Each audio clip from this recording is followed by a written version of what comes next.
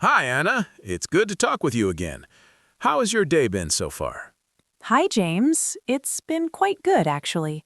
A little busy, but productive. How about you? Pretty similar. Busy, but I feel good when I get things done. You know that feeling at the end of the day. Yes, I know exactly what you mean. Being busy isn't always bad if you enjoy what you're doing. That's true. And today, I thought we could talk about something very useful in daily conversations. Oh, what is it? Talking about yourself. It's one of the first things people ask when they meet someone new. That's a great topic. People often feel nervous when they have to talk about themselves in English. Exactly. So let's start with something simple. If you meet someone new, how would you introduce yourself? I usually start with my name and what I do. For example, I say, "Hi, my name is Anna. I work as a project coordinator." That sounds very natural. Do you ever talk about where you're from? Yes, often. I might say, "I'm from Vietnam and I live in Ho Chi Minh City." That's very clear.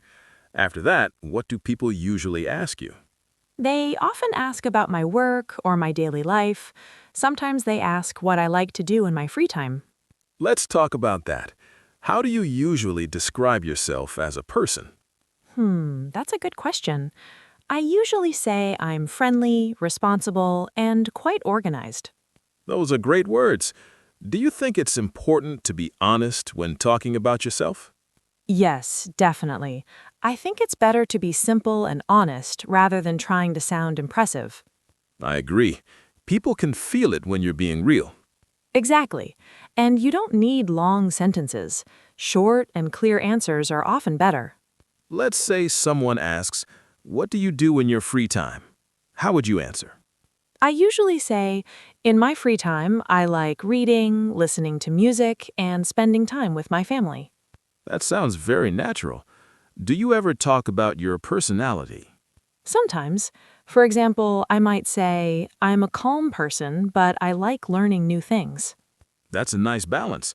Calm but curious. Yes, I think talking about yourself is also a way to understand yourself better. That's very true.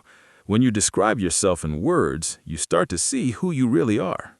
And it helps other people feel more comfortable talking to you. Let's talk about work for a moment. How do you usually describe your job to someone new? I keep it simple. I say what my role is and what I do every day. Nothing too detailed. That's a good approach. Not everyone needs all the details. Exactly. And if they're interested, they will ask more questions. What about your goals? Do you ever talk about your goals when introducing yourself? Only sometimes. If the conversation feels right, I might say what I'm working toward or learning now. That makes sense. It depends on the situation and the person you're talking to. Yes, talking about yourself is not about talking too much, it's about sharing just enough. That's a very important point. Many people think they need to say a lot, but they really don't. Right. Simple sentences, clear ideas, and a calm tone are enough. For our listeners, here's a small tip.